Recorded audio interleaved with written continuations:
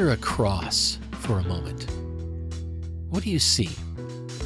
If you're an atheist, maybe you see a superstition or a symbol of an institution that has caused lots of harm over the last 2,000 years. If you're a humanist, you might see religious iconography, jewelry, church steeples, stained glass windows, and a lot of theological baggage. If you're a Christian, you may see salvation, forgiveness, sacrifice, or a source of comfort in difficult times. Now, those reactions make sense. They are also almost certainly nothing like what a cross meant in first century Roman Palestine. Welcome to another bonus edition of the MTB Podcast, a segment of the weekly episode that I call Afterthoughts. My name is Brandon Jubar, and this is my favorite part of these weekly presentations because it gives me a chance to dig a little deeper into something that came up during the main episode. For people living under Roman occupation, a cross was not a decorative symbol. It was not a private spiritual reminder. It was a public instrument of terror. Think less of a necklace and more of a lynching noose. Think of an electric chair, a guillotine, or just a brutal execution displayed where everyone passing by is meant to see it. The point was not only to kill a person. The point was to warn everyone else.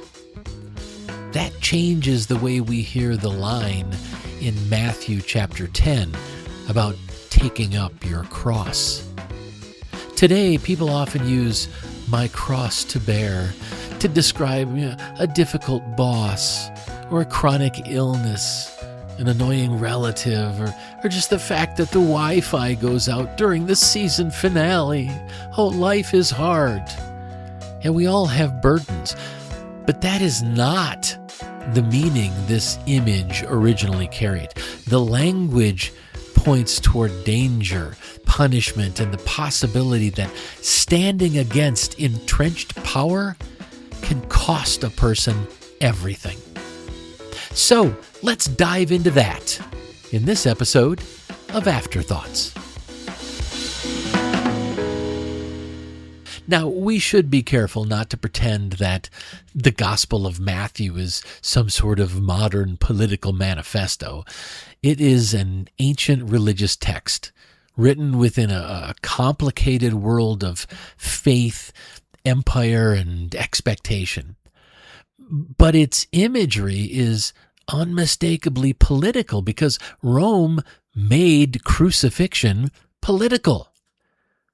To tell people to take up a cross was to tell them that loyalty to a moral cause could bring them into direct conflict with the state and its machinery of violence. And here's the irony. Over centuries, the institutional church transformed that terrifying warning into something far safer. The cross became jewelry, decoration, private piety. It was this vague metaphor for patiently enduring whatever life hands you. A symbol of state violence against dissidents became a spiritual lesson in personal endurance. That is an extraordinary linguistic victory. Rome may have lost control of the Christian movement on the ground, but its logic of power survived in the language. The radical question, what are you willing to risk to defend the vulnerable, was softened into something like, how quietly can you carry your personal burden? So in this episode, I want to pull that question back into the light. But to understand the cross, we have to remove it from the church wall and put it back where Rome put it, in public. A crucifixion was not a religious symbol. It was one of the Roman Empire's most brutal forms of punishment. It was associated especially with enslaved people, conquered populations, pirates, rebels, and people Rome regarded as threats to public order. Roman citizens were generally protected from this particular humiliation, though there were historically some exceptions. But the point is clear. This was punishment for people the empire considered disposable, dangerous, or both. The Romans even had a name for it: supplicium servile, the slave's punishment. Now, that phrase tells us nearly everything. A crucifixion was designed to enforce hierarchy. It announced that Rome could take a human being, strip away their status, their clothing, their body, and their future, then display what remained as this warning for everyone else. And Rome did not use crosses simply because they were efficient. They weren't. If efficiency were the goal, there were much quicker ways to kill someone. Crucifixion was theater. It was public terror. That was the point. That was the goal. Victims could be beaten, stripped, and displayed in visible places, along roads, near city gates, or on hillsides where travelers and local residents would see them. The suffering could be prolonged, right? The humiliation, that was intentional.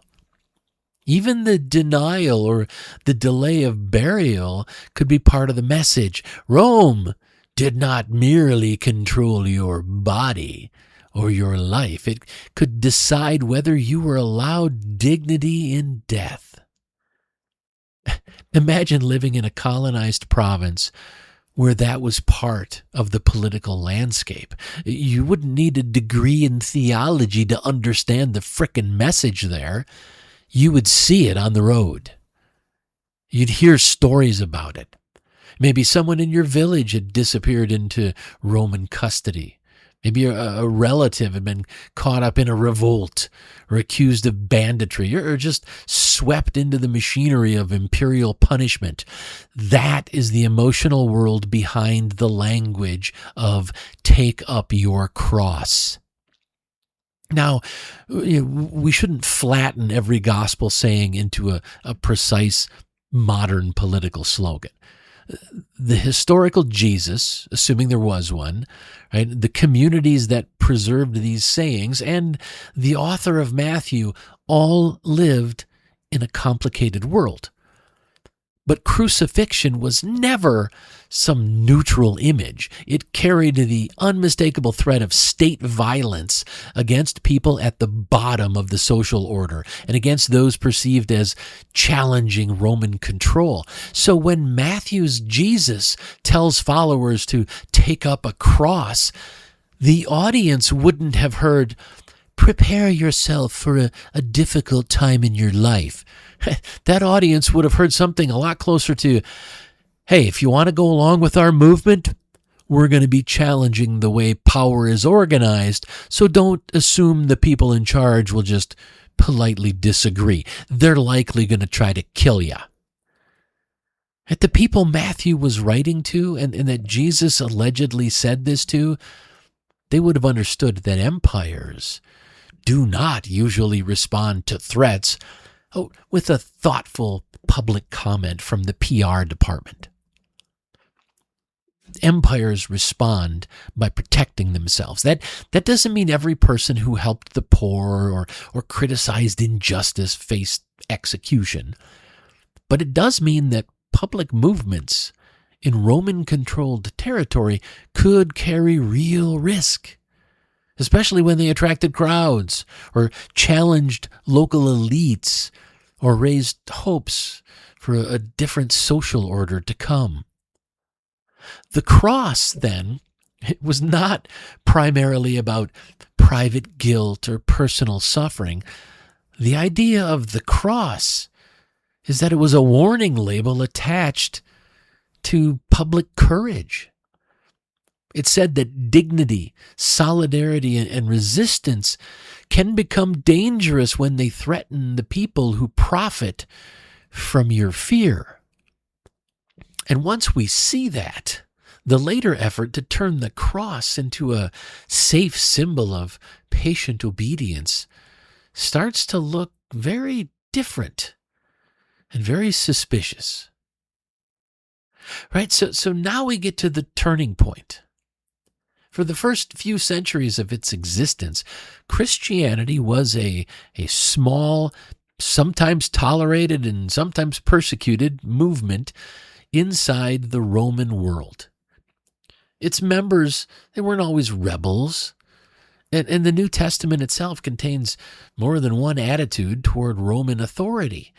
So we shouldn't pretend the early church was like one unified underground resistance cell. And they certainly weren't walking around with stupid matching red hats and some secret handshake. Still, the movement carried some dangerous ideas. The movement proclaimed another kind of kingdom. It insisted that the poor, the excluded, and the powerless actually mattered. It told people that ultimate loyalty did not belong to Caesar. And it preserved the memory of a man who was allegedly executed by the state, then treated that execution as morally significant rather than as being shameful. That is a difficult story for an empire to absorb. In 313 CE, Constantine and Licinius issued the settlement commonly called the Edict of Milan. It ended official persecution and granted Christians legal protection, including the return of confiscated property. Christianity wasn't yet the Roman official religion, but it had moved from this vulnerable minority faith to being a protected and increasingly favored institution. Now, that was a relief for Christians who had suffered under persecution. It is important to say that very plainly. Nobody should romanticize martyrdom or wish persecution on anyone. Legal protection was good. The problem was what came next, which was the proximity to power that tends to change institutions. By 380 CE, under Theodosius I, Nicene Christianity became the empire's official religion. The church was no longer merely surviving alongside imperial power. It was becoming intertwined with that power. Bishops gained influence. Emperors became involved in theological disputes. Orthodoxy became something the state could endorse, enforce, and eventually use to marginalize other people. And that created a serious tension, to put it mildly. How do you build an imperial religion around the story of someone that Rome allegedly executed? How do you govern people with a symbol that announced the state's willingness to torture and kill the people it considered disposable? You don't necessarily erase that sort of a symbol. It's hard to do. So what do? You redefine it. Over time, the cross became less about what imperial violence does to people who confront unjust power, and it became more about this cosmic transaction. Humanity had this spiritual debt. Jesus paid it. Believers receive forgiveness and a path to heaven. That theology did not appear out of nowhere. And it was not invented in one meeting by a group of bishops twirling their villainous mustaches. Now, ideas about sacrifice, redemption, sin, and salvation, they were already present in early Christian texts. But the emphasis matters, and the way they applied it to the symbol matters. When the cross becomes primarily about individual sin and personal salvation, well, its political danger to the empire is dramatically reduced, maybe even eliminated. The question changes from, well, what does the empire do when ordinary people organize around human dignity? Right? That question changed to, well, have I accepted the spiritual benefits of this sacrifice? That's what the cross came to mean. One question threatens those unjust systems. The other question, well, fits quite comfortably inside of those unjust systems. This is how a public instrument of terror became a private object of devotion. The cross moved from the roadside to the sanctuary, from the warning Rome gave colonized people to this polished symbol that everyone wears around their neck, from a reminder that state power can destroy a body to being a reminder that believers should endure their own personal hardships quietly. Oh, that last move may be the most damaging. For generations, people have been taught to describe illness, poverty, abusive relationships, discrimination, or exploitation as just their cross to bear. It became a good thing, something they were called to do. Sometimes that language is meant to offer comfort. It is, but it can also train people to spiritualize conditions that need to be changed, that need to be challenged. A worker is told to endure a cruel boss. Bullshit. A woman is told to endure an abusive marriage. Bullshit on that one too. A poor family is told to endure deprivation. A marginalized community is told to endure exclusion with the promise that patience will be rewarded later in some other life. Bullshit. That is not advocacy. Telling people that is not a good thing. It is not advocacy. That is pacification turned into sacred language. The original terror of the cross was that it revealed what entrenched power does when it feels threatened. The later spiritualized version can teach people to accept suffering as noble, even when the suffering is being imposed by someone who should be challenged. And yes, Christian history includes extraordinary people who did challenge power. Abolitionists, labor organizers, civil rights leaders, sanctuary workers, countless ordinary people who used their faith to defend others, and they matter. But they often did their work in tension with institutions that preferred order, obedience, and at least a facade of respectability. That is the deeper tragedy here. The cross could have remained a warning about the cost of standing with the vulnerable. Instead, it was basically turned into a lesson about bearing injustice quietly. Rome did not need everyone to stop talking about the cross. It only needed them to stop hearing what it originally meant. Now, before anyone assumes this critique is aimed only at conservative Christian churches, I want to talk to the progressive Christians in the room. Many progressive believers, they've rejected the worst forms of religious authoritarianism. They really have.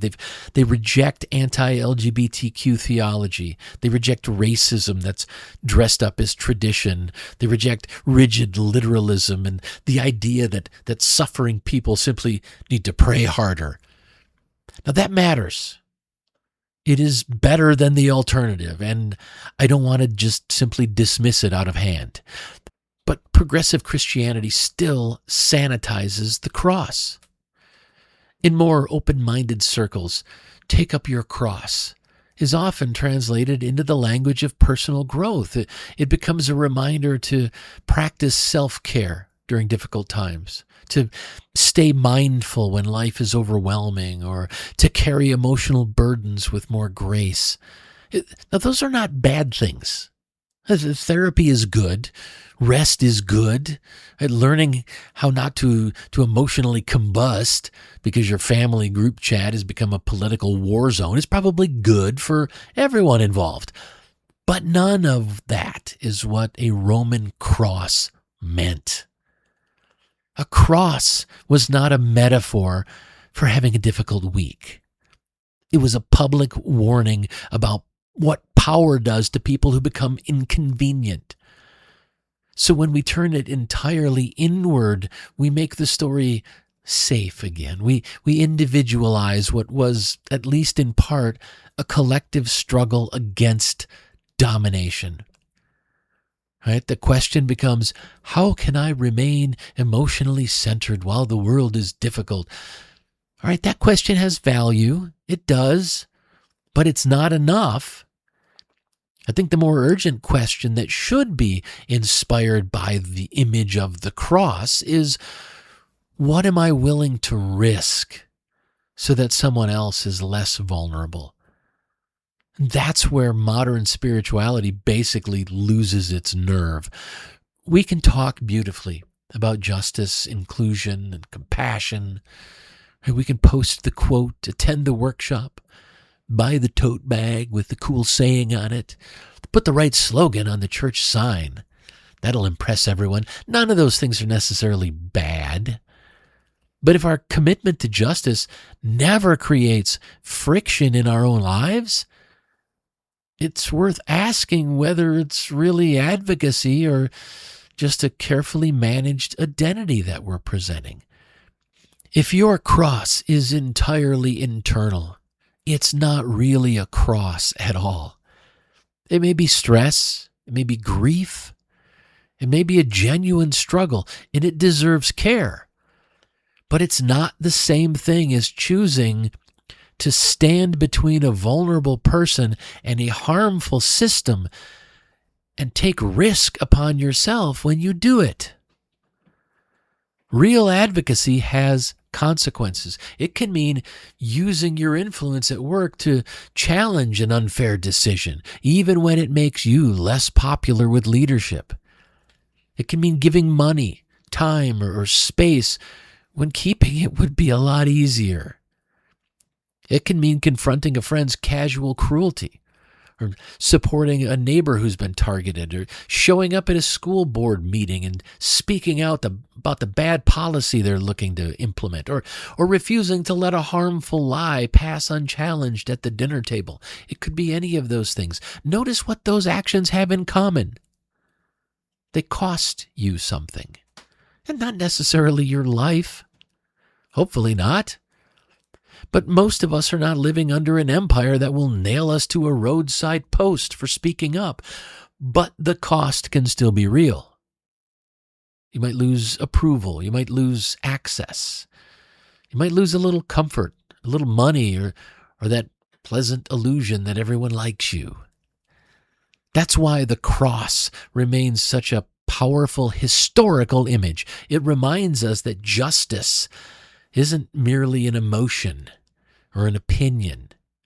Justice is a decision to place some part of your own safety, status, or convenience between another person and harm. Self-care can help sustain that work. Mindfulness can keep us from burning out, but neither one of those should become a substitute for the work itself. The ancient warning was never, find peace inside yourself while injustice continues. The ancient warning, symbolized by the cross, was closer to something like this. If you stand with the vulnerable, power may come for you too. That is a hard message. It's also the one that's worth recovering. So where does that leave those of us who are atheists, humanists, secular people, or simply people who no longer accept the supernatural claims attached to this story? Well, we don't need to throw the cross away as some meaningless religious clutter. We can reclaim its historical meaning. I believe that. I believe we can reclaim the historical meaning of the cross, not as a magical object, not as proof that suffering is holy, not as a demand that people quietly endure abuse or poverty or discrimination or oppression while waiting for a reward in another life. Right? We've had enough of that. But I think we can reclaim the cross as a monument to human courage. When we take a more historically honest view of it, the cross reminds us what entrenched power does when ordinary people become inconvenient. Renee Nicole Good, Victor Manuel Diaz, Alex Preddy, and dozens more inside ICE detention facilities. The cross should remind us of them. The cross should remind us that systems don't usually surrender their advantages because someone asks politely. Corporations protect profits. Governments protect authority. Institutions protect their reputations. Even a toxic social circle will protect its own comfort when someone finally says, "This is wrong." That doesn't mean that every act of advocacy requires martyrdom. It doesn't mean we should chase suffering or confuse recklessness with courage. We need people who survive the work, not just people who make dramatic exits from it. But it does mean we should stop pretending that meaningful advocacy is always comfortable. If you defend a coworker who's being marginalized, you may become inconvenient to management. If you challenge racism, misogyny, anti-LGBTQ cruelty, ableism, or exploitation in your own community, you may lose approval from people you care about. If you use your money, time, influence, or safety to protect someone more vulnerable, you may have less of each for yourself. That is the cost, and it is real. The historical cross asks a question that is far more challenging than, what private burden are you patiently carrying? The historical cross asks us, whose burden are you willing to help carry? And what are you willing to risk to make their life safer? That is the humanist reconstruction of the cross. Strip away the jewelry, strip away the stained glass, strip away the theological abstraction that turns public violence into a private spiritual lesson. Take a look instead at that shape, that cross, as a reminder of every person who has stood in the path of a brutal system and refused to look away. The people who sheltered the persecuted, the workers who organized, the journalists who exposed corruptions, the neighbors who intervened, the activists who kept showing up after the applause disappeared. They understood that dignity is not defended by good intentions alone. Do not let Rome keep winning the linguistic war of the cross. Let's let the cross remind us that courage can be terrifying, costly, and deeply human, and that the vulnerable need people willing to stand with them anyway.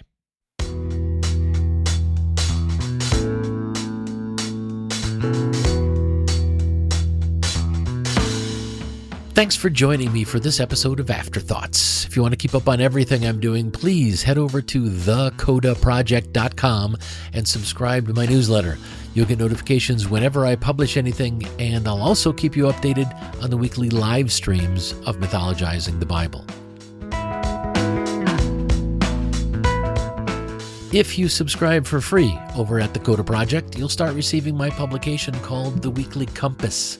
This is a brief guide on a single core value. Think of it as a mini lesson plan for personal growth.